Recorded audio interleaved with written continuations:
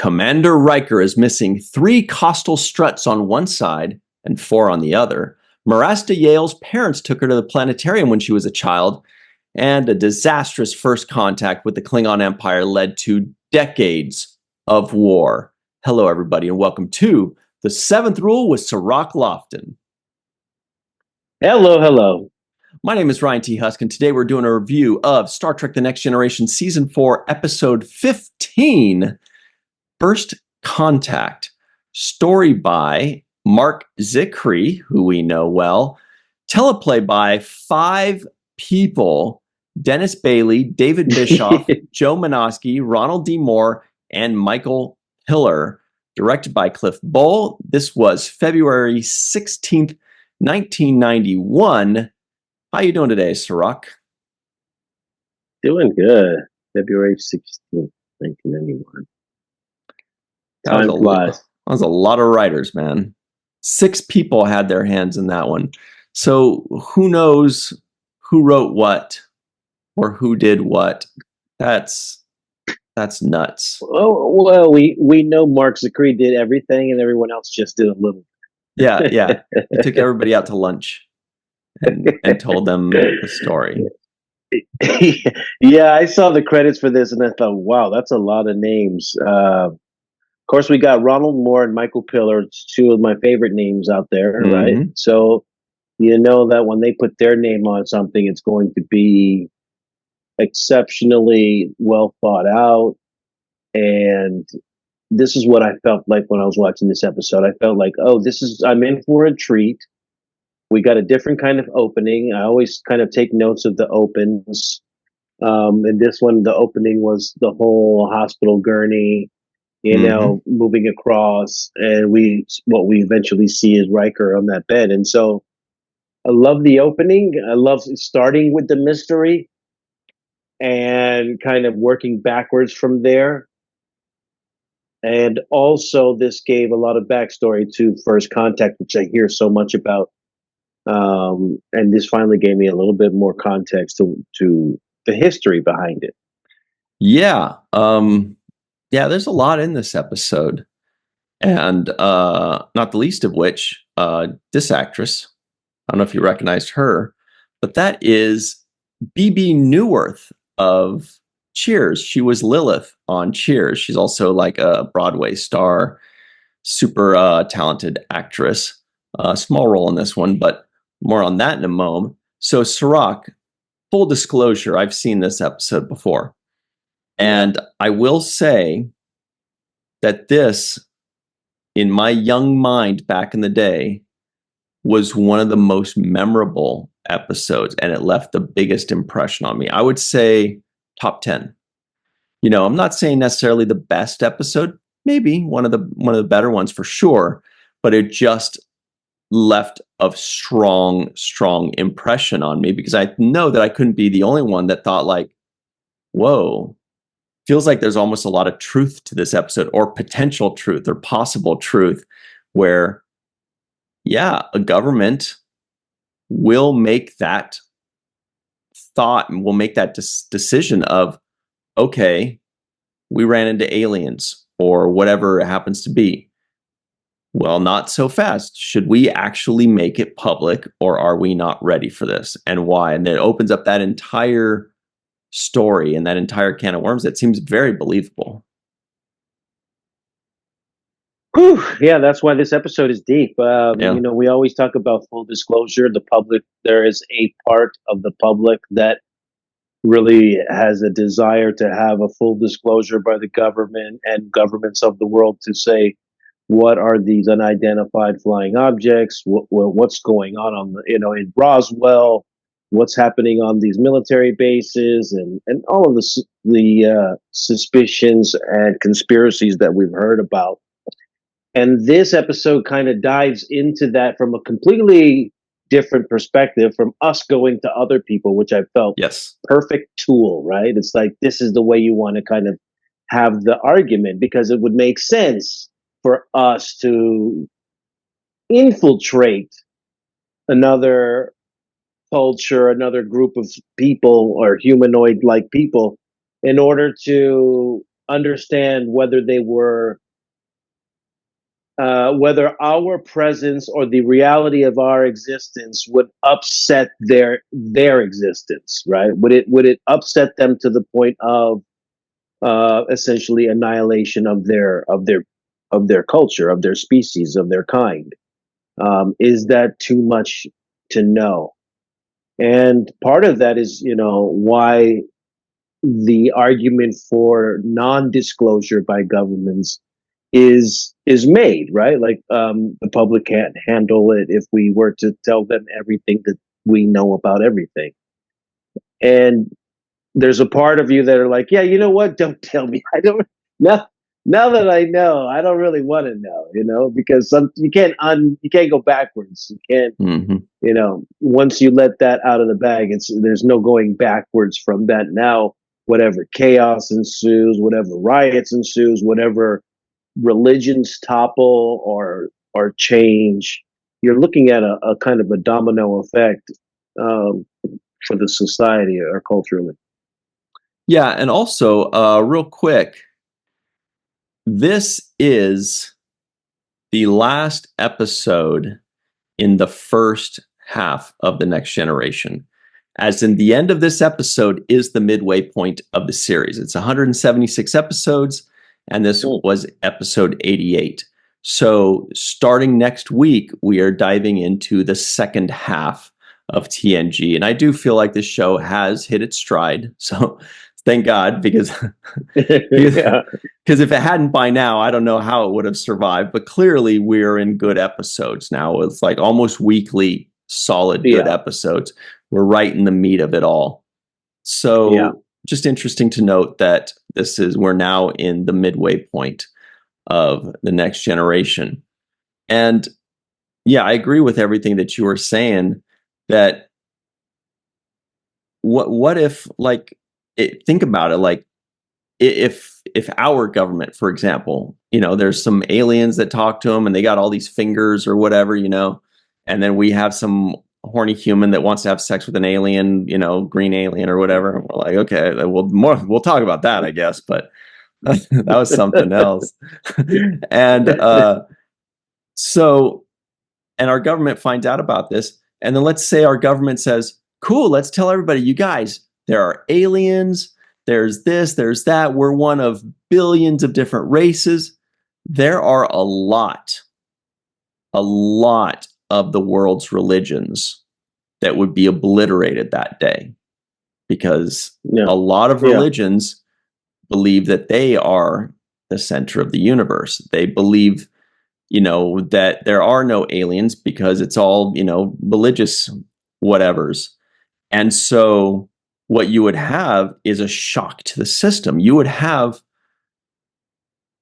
chaos. Some would turn on each other. Others would riot against the government and say it's not true, that it's a conspiracy, they're lying.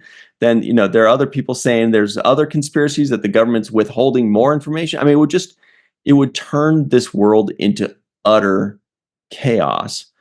And that's the argument for saying, well, if something did happen, let's not tell people. And that's why there are a lot of people in this world that think that we've been visited by aliens several times before. Why aren't the government telling us? I don't know. Are you ready for it? Our society's like a freaking toddler. We are not ready to know about the birds and the bees yet. We're not ready. We can't handle this kind of stuff.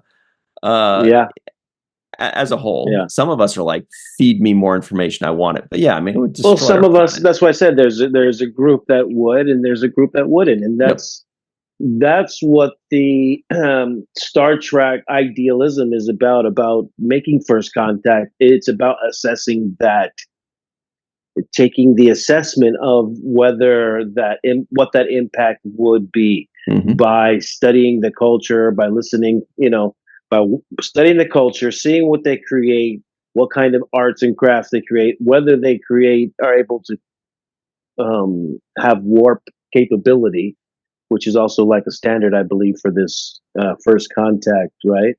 Warp capability. Exactly that, yes.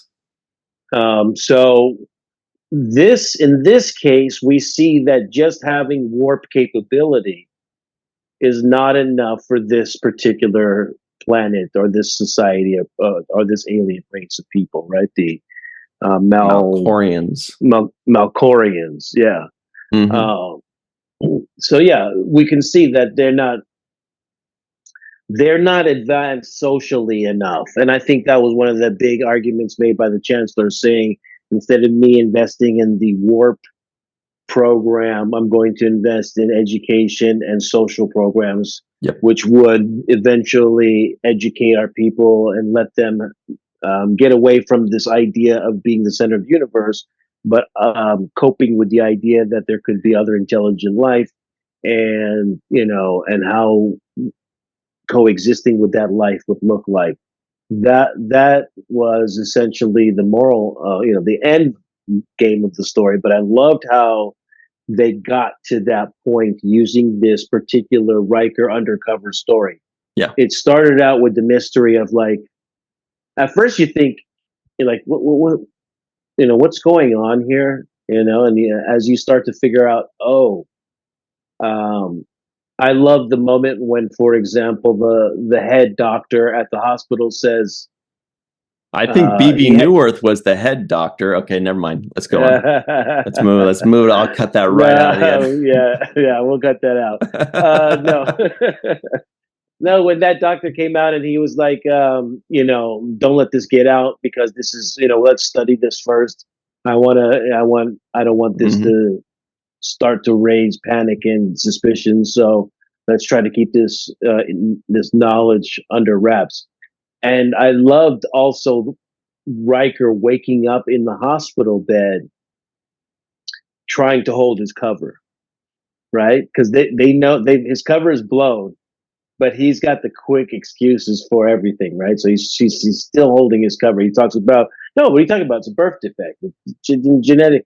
I had my features enhanced because of this, that, and the third, and because of some kind of genetic irregularities, and he kept yeah he good kept liar reaching. good liar Yes. And then he's like, it's for a neighbor's son, of course. Any other Of questions, course. bro? I've got these ready. I got 1,000,000 of them. Yes, exactly. And totally, somebody else was like, oh shit, my cover's blown, let me come clean with it, or you would see a little bit of panic kind of set in on them. But Riker, without even missing a step, had every excuse in the book lined up. He's like, yeah, seriously, I'm busy. All right, I'm sick. Here, I'm on a hospital bed. I need some time to rest right now. You guys are Crusher's on a sabbatical. That's yeah. all it is. Forgot Crusher. Crusher, right? Never mind. Let me change the subject again. Yeah. And by the way, there was an action figure made of Riker as a Malcorian, and I'm sure I've got it somewhere. It's interesting when they have like an action figure, a toy made of one episode. There was nobody else from this episode, but Riker as a Malcorian was one that was made. So that's pretty fun and interesting. So Malcorian Riker. yeah. So another thing that was interesting about this episode was that it was almost predominantly new characters and one-off characters. Usually you usually get two characters. There's the protagonist and antagonist in everything. Whether it's the leader of this faction and the leader of this faction, or whether it's the leader and the vice president of this thing, and one of them is the skeptic. Whether it's the president's the skeptic and the vice president is on our side, or the president is nice and the vice president's trying to get to him. Or there's usually that kind of dynamic. Sometimes there's a third and a fourth, kind of tertiary characters. But this one had 6.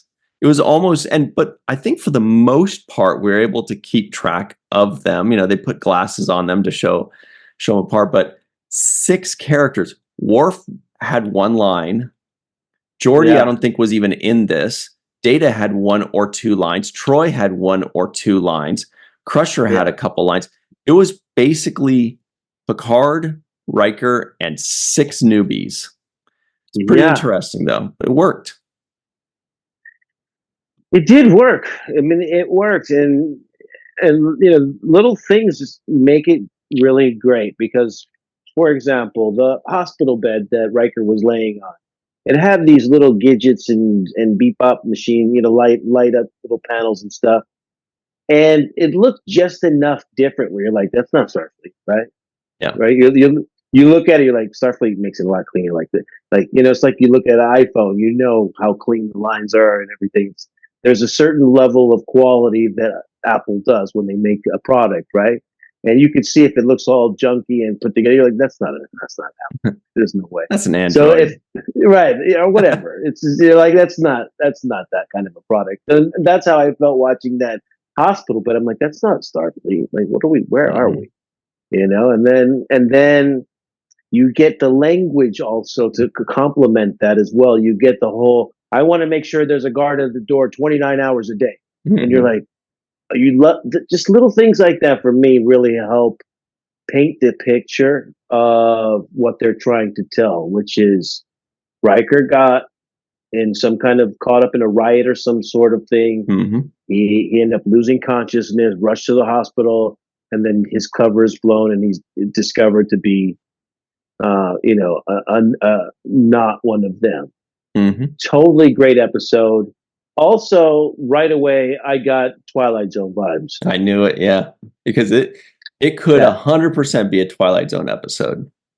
100% got Twilight Zone vibes. As soon as, because Twilight Zone actually has an episode that mirrors this in some type of way, and that is those a hospital. It's a hospital scene as well, and the doctors that are working on this woman are all kind of have this weird deformed looking face. Yeah, I remember that. That's one of the most famous episodes ever. Yeah, one of the most famous Twilight Zone episodes. And she's of course this traditionally beautiful, I think blonde or something to that effect woman, and she's they think she's the ugly one, right? They want to transform her into how they look, and the episode kind of has this level of horror to it.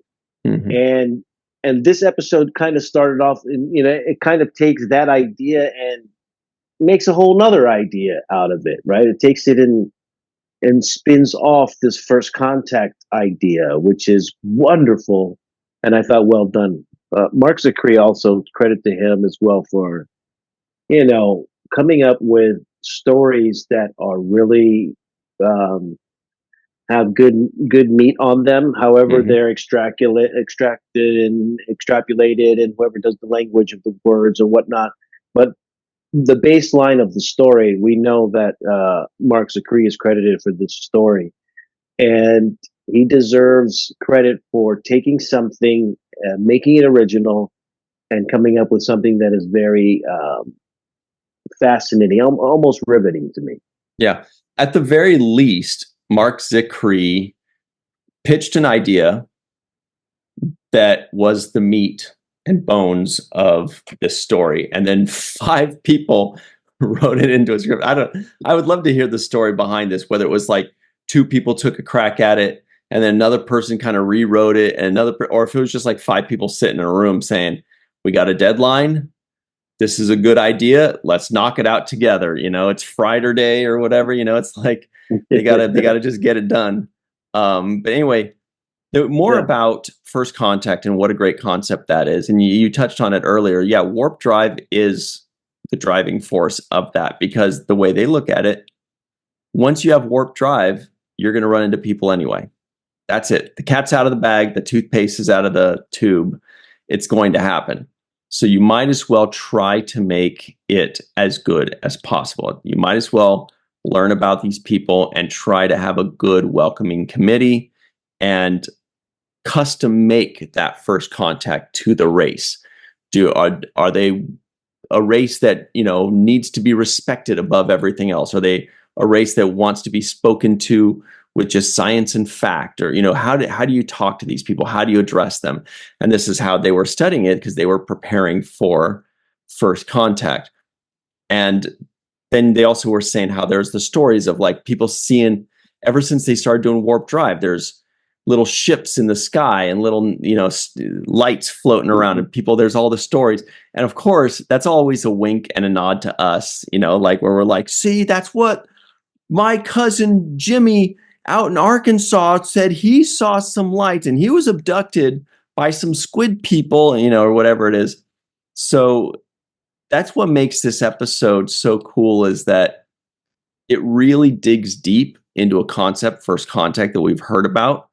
And it gives us a demonstration of it, in the works, so that we can understand the good and the bad and why they do it and the pitfalls of it. And at the end, it isn't a happy ending. It's not horrible, but like, we did learn something. We're like, wow, it doesn't always work. There's an understanding. There is now a goal to strive for, but it's not going to work right now. And I think that was a really brave and good way to take this, because it's all too easy to be like, all right, we figured it out, we worked it out, and now the people will all celebrate together and they'll, get everything right. But life isn't like that always. Yeah, that's another thing that makes the episode so great, is that it mirrors essentially our own government stance on what the policy is, right? Like, we're not disclosing this, as if that conversation that happens between the Chancellor and Picard has happened with a president at some point and a captain of some other vessel at some point, right? It almost feels like this conversation is classified and has already happened somewhere at some point with some world leaders, right? So that's the beauty of watching this episode. You're watching it thinking as if it's already been applied, in our own life. And the reactions are very natural. The language is even natural for me. Very few parts where I was able to see a twist. I can tell you that I was in the dark really about. It was more like, this is what first contacts are like, and let's convince these people. Yeah. But the twist that I did find that I did enjoy was the whole Krola character trying to become a martyr. I couldn't see that. That was the biggest surprise. I remember this episode, and even I didn't remember that. I was like, oh, wow, dark. This guy's legit. Like, he's like, I do not want these people on my lawn, and I'm willing to do whatever it takes to get these damn kids off my lawn. But we do have to jump to our break real quick. We'll talk more about him in a moment, but also not just BB Newirth of Frasier and Cheers fame and Broadway, but there was another actor in this episode that I recognized, and I recognized this actor from, in my opinion, the most quotable movie ever. There's a movie that I think is the most quotable, and it's just got the most best quotes, and this actor was in it. Right. We'll get on that in just a moment. We'll be right back on the Seventh Rule.